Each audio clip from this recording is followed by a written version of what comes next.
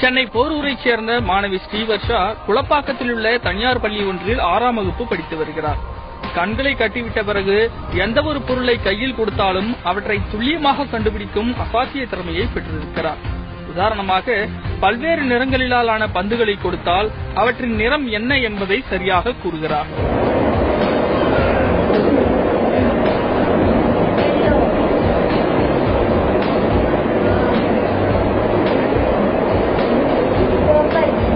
கொடுக்கப்படும் ரூபாய் நோட்டுகளை தடவி பார்த்தும் மூக்கால் முகர்ந்தும் அடுத்த சில வினாடிகளில் எவ்வளவு ரூபாய் என்பதையும் ரூபாய் நோட்டின் எண்களையும் அச்சு பிசகாமல் சொல்கிறார்.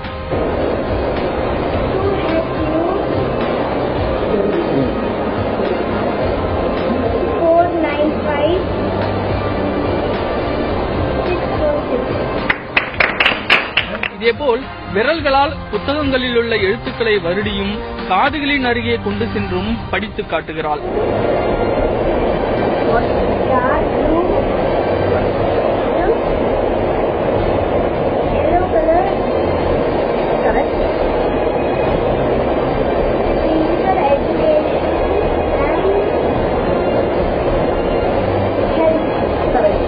சிறுமியின் கண்கள் கட்டப்பட்டிருந்தாலும் மற்ற புலன்கள் மூலம் உள்மனதை குவித்து எதிரே இருக்கும் பொருட்களை கண்டுபிடிக்கிறார். தன் அபார ஆற்றல் மூலம் கண்களை மூடினாலும் காட்சிகளை காண முடியும் என்பதை உணர்த்துகிறார். துணியால் கண்களை தட்டிக்கொண்டு கராத்தே மூலம் தாக்க வரும் எதிரியை தடுத்து திருப்பி தாக்குகிறார்.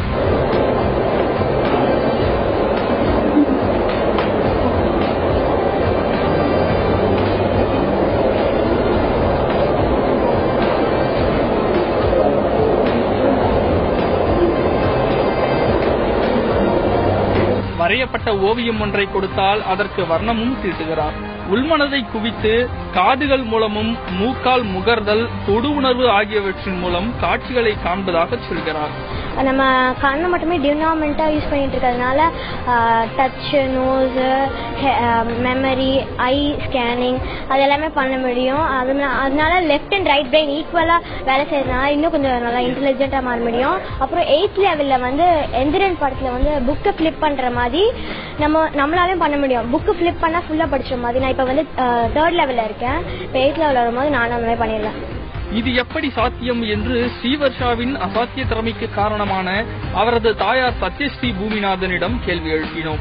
அடிப்படையில் மனோதத்துவ நிபுணரான ஸ்ரீவர்ஷாவின் தாயார் மூளையை தூண்டி புலன்களை விழிப்படைய செய்து உள்மனதை குவித்து தொடர் பயிற்சிகள் பெறுவதன் மூலம் யார் வேண்டுமானாலும் இது போன்ற அசாத்திய திறமையை பெற முடியும் என்கிறார். 5 புலன்களையும் வந்து ஒருமுகப்படுத்தி ட்ரைனிங் கொடுக்கறதுனால வந்து குழந்தைங்களுக்கு ஜீனியஸ் பவர் இன்க்ரீஸ் ஆகுது.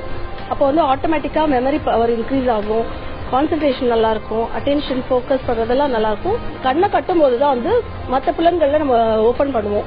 காது, டேஸ்ட், அது டச், இந்த மாதிரி மற்ற சென்ஸ் ஆர்கன்ஸ்ல நம்ம ஓபன் பண்ணுவோம். அதுக்காக தான் கண்ணை கட்டி பண்றோம்.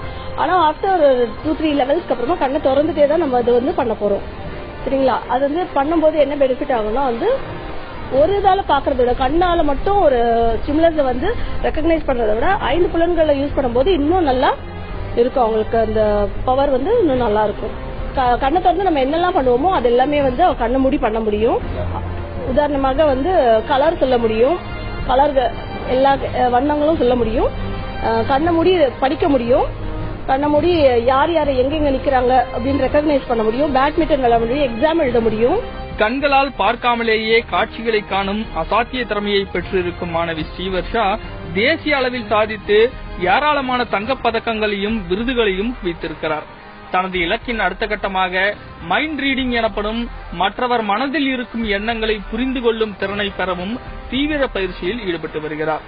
முறையான பயிற்சியும் ஊக்குவிப்பும் இருந்தால் மாணவி ஸ்ரீவர்ஷாவை போல் அசாத்திய திறன் பெற்று பல்வேறு துறைகளில் எவரும் சாதிக்கலாம் என்பதில் மாற்று கருத்தில்லை.